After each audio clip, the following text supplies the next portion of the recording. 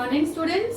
तो आज हम स्टार्ट करने वाले हैं चैप्टर फर्स्ट ऑफ क्लास 12 जो है आपका रिलेशंस एंड फंक्शंस। ये चैप्टर आपका काफी इंपॉर्टेंट चैप्टर है। ये चैप्टर और साथ में इनवर्स फंक्शंस जो आपके हैं मिलके 10 मार्क्स जो है आपको दिलाएंगे इन योर बोर्ड एग्जाम्स। तो ये जो आपका फर्स्ट चैप्टर है ये करीबन 6 मार्क्स का जो है आपको स्कोर कराएगा। तो ये चैप्टर वैसे भी काफी इंपॉर्टेंट है। इसके लिए प्रायर नॉलेज जो है वो होनी भी जरूरी है फॉर 11th क्लास जो आपका सेट्स है। ठीक है, फंक्शंस हमने किया था, थोड़ी सी उसकी नॉलेज होनी भी जरूरी है। तो स्टार्टिंग कर रही हूँ मैं ऑर्डर्ड पेयर्स से।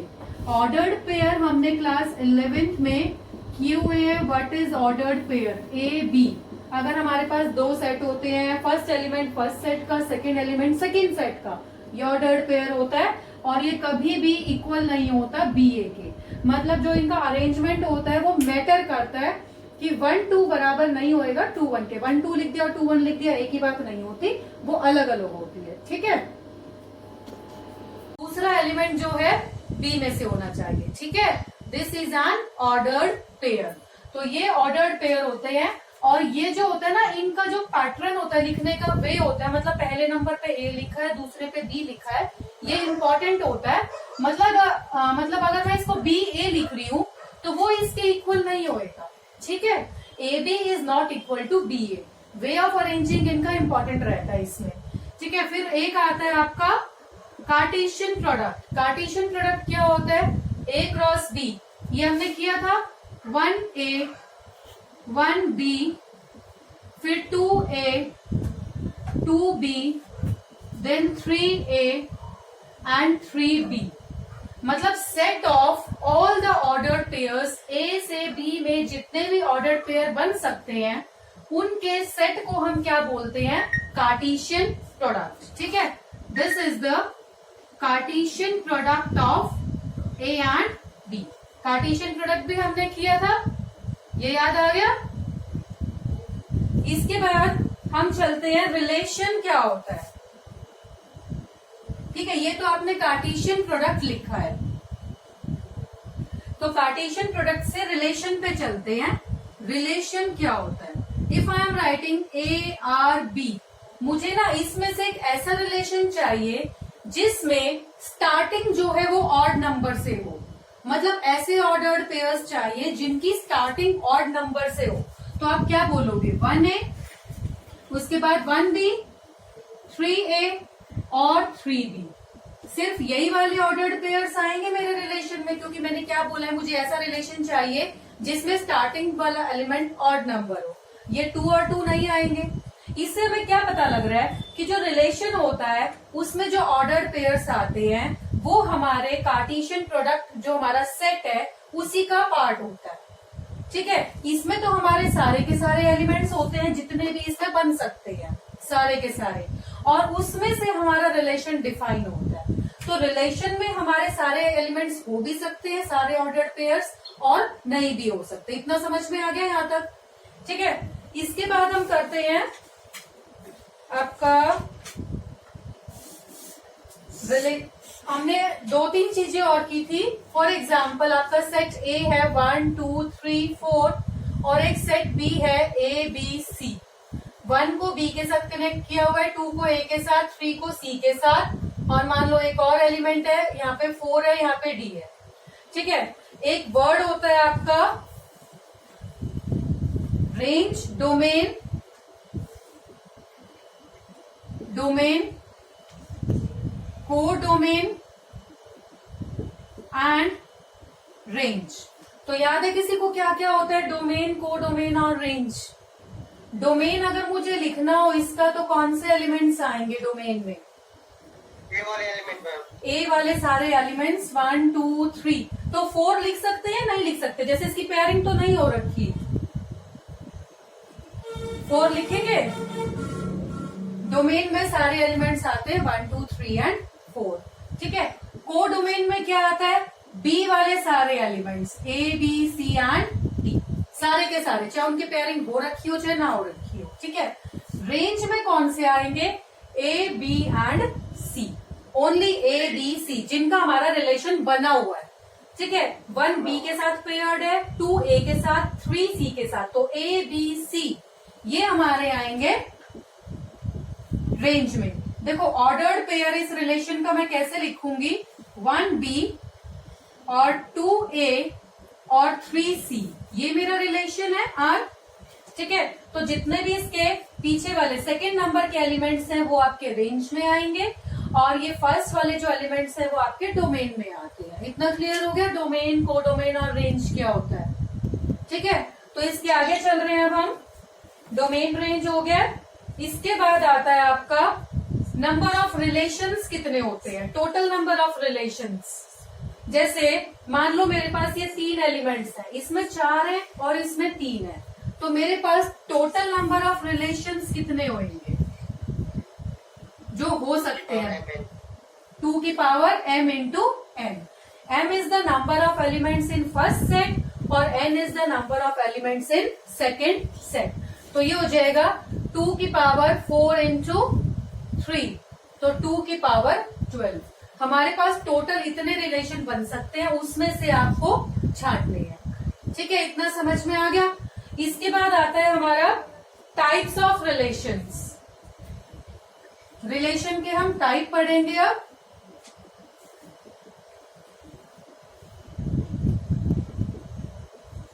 टाइप्स ऑफ रिलेशन में फर्स्ट है आपका आइडेंटिटी रिलेशन,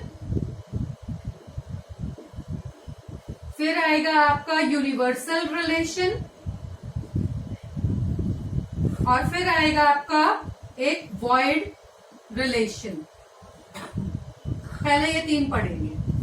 तो अगर मेरे पास मान लो कोई सेट ए दिया हुआ है 1 2 3 और मुझे बोला इसका आइडेंटिटी रिलेशन बनाने को, ठीक है, तो मेरे पास मैं क्या करूंगी, आइडेंटिटी रिलेशन ऑन ए, मतलब हमें रिलेशन किसका बनाना है, ए का ए के साथ। 2 सेट नहीं है ना, तो मुझे बनाना है ए का ए के साथ। एक बार ए को और लिख लिया 1 2 3। ठीक है, तो वैसे देखा जाए तो इसके कार्टेशियन प्रोडक्ट्स में कितने एलिमेंट होंगे, 1 1 1 2 1 3 2 1 2 2 2 3 3 1 3 2 3 3, ये सारे एलिमेंट्स होंगे हमारे पास। बट मुझे चाहिए उसमें से आइडेंटिटी रिलेशन ऑफ ए। तो आइडेंटिटी रिलेशन कौन सा होता है, जहां पे आपका 1 1 मतलब डबलेट होएगा, 2 2 3 3। This is your identity relation. समझ में आ गया होगा आपका। ये जो फर्स्ट एलिमेंट है, इसके भी फर्स्ट एलिमेंट मतलब ये सेम होना चाहिए हमारा। ठीक है, ए का ए के साथ, ये एलिमेंट आपका फर्स्ट है ना ए का ए के साथ रिलेशन, बी का बी के साथ, सी का सी के साथ। This is the identity relation. कई बार बच्चे कंफ्यूज क्या होते हैं, मान लो मुझे दे दिया 1 1 2 2, ये दे रखा है रिलेशन, या फिर मुझे दे रखा है 1 1 2 2 3 3 एंड 1 3। तो क्या ये वाला फर्स्ट वाला तो मैंने बोला ये आइडेंटिटी रिलेशन है, क्या सेकंड वाला आइडेंटिटी रिलेशन है, क्योंकि डबलेट तो इसमें भी है। But this is not a identity relation. क्यों नहीं है, क्योंकि हमारे पास ना 3 एलिमेंट्स थे, तीनों का पेयर होना चाहिए था। ठीक है, कम नहीं होना चाहिए, ये तीनों होने चाहिए थे, 1 1 2 2 एंड 3 3। समझ में आ गया होगा। ये आइडेंटिटी रिलेशन नहीं है क्योंकि हमारा एक ऑर्डर्ड पेयर मिसिंग है, 3 वाला नहीं है यहाँ पे। सिमिलरली जो ये वाला मैंने थर्ड रिलेशन लिखा है 1 1 2 2 3 3 साथ में 1 3, ये भी आपका जो है आइडेंटिटी रिलेशन नहीं है क्योंकि इसमें एक्स्ट्रा एलिमेंट आ रहा है 1 का 3 के साथ। तो हमारे पास ना तो कोई ऑर्डर्ड पेयर कम होना चाहिए और ना ही ज्यादा होना चाहिए, सिर्फ हर एक एलिमेंट का उसके खुद के साथ रिलेशन होना चाहिए। समझ में आ गया क्या फर्क होता है आइडेंटिटी रिलेशन, मतलब कैसे निकालते हैं। ना तो कोई एलिमेंट कम होना चाहिए और ना ही कोई एलिमेंट उसमें एक्स्ट्रा होना चाहिए। तो ये हमारा आइडेंटिटी रिलेशन है, ये नहीं है। ठीक है, इसके बाद आते हैं यूनिवर्सल रिलेशन। मान लो मुझे ना ये ए सेट दे रखा है और मुझे एक ऐसा सेट बना रही हूं मैं, सबसे पहले वॉइड बता रही हूं। मान लो ए सेट है 1 2 3 और मुझे ना एक ऐसा रिलेशन चाहिए कि a माइनस बी या a प्लस बी जो है वो 10 आ जाए। ठीक है, 2 नंबर ले लो, a इसका b इसका, मतलब पहला एलिमेंट इसका होना चाहिए और दूसरा एलिमेंट इसका होना चाहिए, और प्लस करके क्या आए 10। ठीक है, ऐसा ऑर्डर्ड पेयर बनाना है सच दैट आपका a प्लस बी क्या आए 10। ठीक है, तो क्या ऐसा हो सकता है 1 के साथ तुम कोई भी नंबर मिला के देख लो 10 आ सकता है? नहीं आएगा। इसका तुम कोई भी एलिमेंट ले लो, 3 ले लो तो भी 6 ही आया, 3 के साथ 2 ले लो तो 5 आया, 10 तो आ ही नहीं रहा। तो हमारा रिलेशन क्या रहेगा? ब्लैंक स्पेस, मतलब हम इसमें कुछ नहीं लिखेंगे तो ये मेरा कैसा रिलेशन है? Void relation. समझ में आ गया? ठीक है, ये जो ARB है ये हमारा वॉइड रिलेशन है, खाली रहेगा। इसके बाद आता है यूनिवर्सल रिलेशन। ये ऐसा रिलेशन रहेगा यूनिवर्सल जिसमें सारे के सारे ऑर्डर्ड पेयर जितने तुम बना सकते हो ना वो सारे आ जाए। ठीक है, अगर मैं लिख लूं मुझे A माइनस B जो है लेस देन 10 चाहिए, लेस देन या इक्वल टू 10 तो आएगा ना इसमें। कोई भी कर लो, माइनस कर लो, 1 माइनस 1 0 है तो भी इसमें आएगा।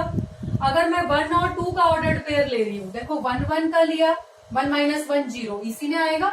अगर मैं ले रही हूँ 1 और 2 का ऑर्डर्ड पेयर तो 1 में से 2 गए -1 तो भी इसी में आएगा, मतलब 10 से कम है तो सारे के सारे तुम्हारे 1 3 ले लिया, फिर 2 1 2 2 2 3, इस तरह से 3 1 3 2 एंड 3 3 जितने भी ऑर्डर्ड पेयर तुम बना सकते हो सारे के सारे आपके इस रिलेशन में आ गए।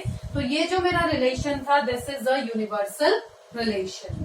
तो समझ में आ गया यूनिवर्सल रिलेशन क्या होता है? आई थिंक यूनिवर्सल और वॉइड समझ में आ गए होंगे। वॉइड का मतलब खाली रिलेशन होएगा कि उसमें कोई भी एलिमेंट नहीं आ पाएगा, कोई भी ऑर्डर्ड पेयर नहीं आएगा। और यूनिवर्सल रिलेशन में सारे के सारे ऑर्डर्ड पेयर आएंगे जितने भी तुम बना सकते हो, रिलेट कर सकते हो। ठीक है, समझ में आ गया इतना? अब आगे चलते हैं। इसके बाद है आपका इनवर्स रिलेशन।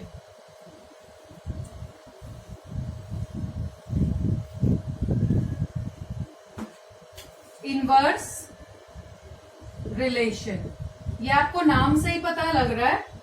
फॉर एग्जाम्पल मुझे एक ऑर्डर्ड पेयर दिया हुआ है AB, तो अगर मुझे इसका इनवर्स रिलेशन बनाना है तो क्या बनाना पड़ेगा? BA। ठीक है, तो इसको कैसे डिनोट करते हैं? BA होएगा R इनवर्स। अगर R में आपके AB सारे एलिमेंट्स हैं, जहां A फर्स्ट में बिलोंग करता है, B belongs to the second set, ठीक है, और AB बिलोंग करता है रिलेशन R में। देखो इसको क्या लिखा है मैंने, R सेट जो है उसमें सारे के सारे ऑर्डर्ड पेयर्स हैं A और B टाइप के, जहां फर्स्ट एलिमेंट फर्स्ट सेट को बिलोंग करता है, सेकेंड एलिमेंट सेकेंड सेट को बिलोंग करता है। तो ये जो AB होएगा ना ऑर्डर्ड पेयर, वो रिलेशन R में आ रहे हैं आपके। ठीक है, और R इनवर्स में क्या होएगा? BA। ये जो आपका B है ये बिलोंग करेगा सेकेंड सेट को, A बिलोंग करेगा फर्स्ट सेट को, तो AB बिलोंग करेगा R इनवर्स वाले रिलेशन को। समझ में आ गया ये रिलेशन कैसे लिखा है? एक एग्जांपल लेके बताती हूँ। फॉर एग्जाम्पल रिलेशन आपको दिया हुआ है 1 2 1 3 एंड 1 4 2 4, ये दिया हुआ है आपको रिलेशन। तो R इनवर्स क्या बनेगा इसका? सिंपली जो एलिमेंट सेकंड पे है उसको फर्स्ट पे ले आओ, 2 1 3 1 4 1 एंड 4 2, ये बन जाएगा आपका R इनवर्स। तो आई थिंक क्लियर हो गया होगा आपको ये। ठीक है, इनवर्स रिलेशन कैसे बनाया जाता है। अब हम चलते हैं रिफ्लेक्सिव रिलेशन पे। देखो रिफ्लेक्सिव, सिमेट्रिक और ट्रांजिटिव आएगा आपका। रिफ्लेक्सिव रिलेशन करा रही हूं सबसे पहले।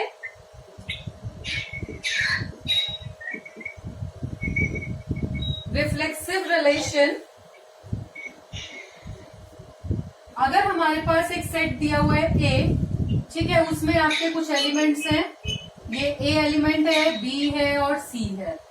तो अगर मैं एक A क्रॉस A, इसी का रिलेशन इसी के साथ लेना है, A का रिलेशन A के साथ लेना है, ठीक है, तो रिफ्लेक्सिव रिलेशन कौन सा होएगा? A B B और C, ठीक है, साथ में हम लिख सकते हैं AC, मतलब इसी के एलिमेंट्स का रिलेशन इसी के साथ। इसमें आपके डबलेट्स भी इंक्लूड होंगे, ठीक है, ये डबलेट्स आएंगे जो आइडेंटिटी रिलेशन में आए थे, साथ में इसमें इस एक्स्ट्रा एलिमेंट्स भी आ सकते हैं। तो ये समझ में आ गया आपको रिफ्लेक्सिव रिलेशन क्या होता है आपका। इसके बाद आएगा आपका, देखो ये जो यूनिवर्सल रिलेशन होता है वो आपका हमेशा रिफ्लेक्सिव रहेगा, क्योंकि इसमें आपके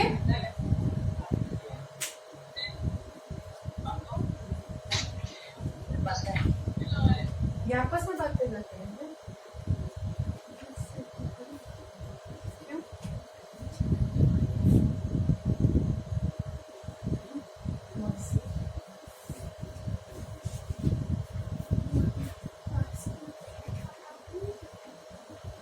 देखो अब ये रिफ्लेक्सिव रिलेशन हो गया आपका। एक क्वेश्चन करा रही हूं आपको जो हमने किया था इनवर्स रिलेशन पे। Question is if R is the relation is greater than from A 1 2 3 4 5 to B 1 3 4, write R as the set of ordered pairs, also finds R inverse. देखो हमने इनवर्स वाला भी समझा था ना, तो उसके ऊपर ये क्वेश्चन है आपका। ये ए सेट दिया हुआ है, ये बी सेट दिया हुआ है, ठीक है। ए और बी दो सेट दिए हुए हैं। सबसे पहले हमें लिखना है रिलेशन आर, जिसमें सारे के सारे ऑर्डर्ड पेयर्स आएंगे फ्रॉम ए टू बी, ठीक है। तो रिलेशन आर में ए टू बी मतलब पहला एलिमेंट ए का होएगा और दूसरा एलिमेंट बी का होएगा। जैसे 1 1 हो गया, उसके बाद 1 का 3 के साथ, फिर 1 का 4 के साथ, ऐसे ही 1 का 4 के साथ, सिमिलरली 2 का 1 के साथ, ये आप लिख सकते हैं 2 का 3 के साथ, 2 का 4 के साथ, फिर 3 का 4 का एंड 5 का, ठीक है। ये सारा हो जाएगा। सिमिलरली आर इनवर्स इसने पूछा है, तो आर इनवर्स का मतलब ये जो हमने रिलेशन लिखा है इसको हमें उल्टा करना है। ये वाला एलिमेंट इधर आ जाएगा 1 1, ये वाला एलिमेंट इधर आ जाएगा 3 1, मतलब ये इंटरचेंज हो जाएंगे। ये आपका इनवर्स रिलेशन है, ठीक है। उसके बाद एक और रिलेशन, एक और क्वेश्चन है, ये कराती हूँ आपको।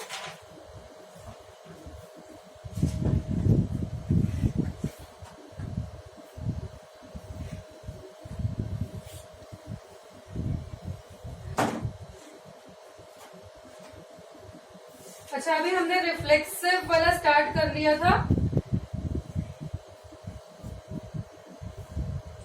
देखो रिफ्लेक्सिव में हमने क्या पढ़ा था, रिफ्लेक्सिव रिलेशन, फिर आता है सिमेट्रिक रिलेशन, और फिर आएगा आपका ट्रांजिटिव रिलेशन, ठीक है। रिफ्लेक्सिव रिलेशन कब होता है, जब हमारा ए उस रिलेशन में हो, मतलब सारे डबलेट्स उस रिलेशन में होने चाहिए, ए बी बी और सी सी, ठीक है। तो वो होएगा हमारा रिफ्लेक्सिव रिलेशन, ठीक है। For every element A belonging to set A, set A के जितने भी एलिमेंट्स हैं उनका डबलेट इसमें मिलना चाहिए, तो वो हमारा होएगा रिफ्लेक्सिव रिलेशन, ठीक है।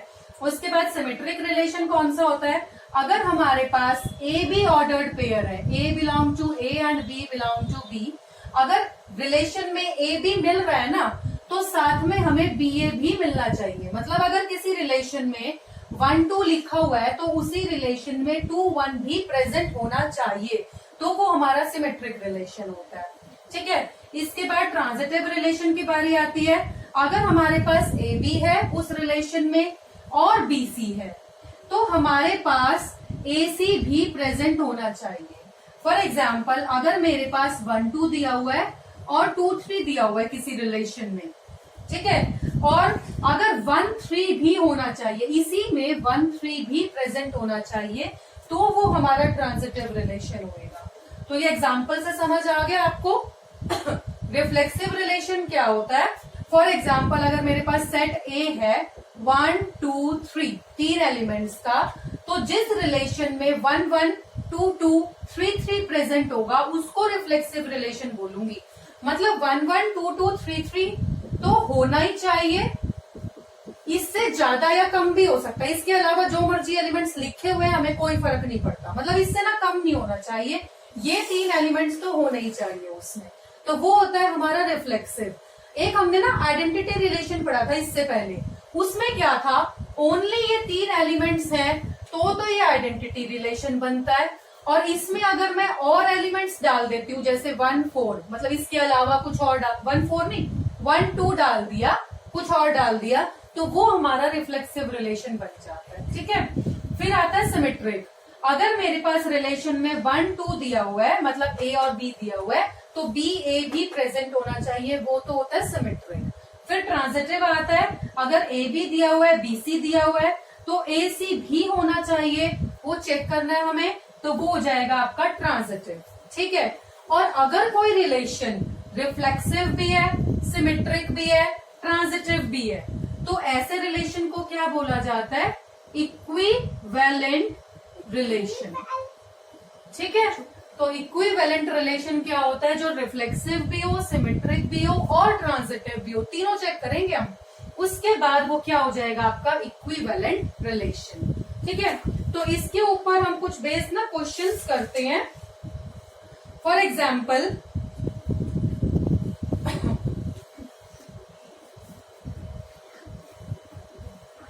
एक क्वेश्चन दिया हुआ है, आपको ज्यादा क्लियर हो जाएंगे तीनों टाइप्स के रिलेशन।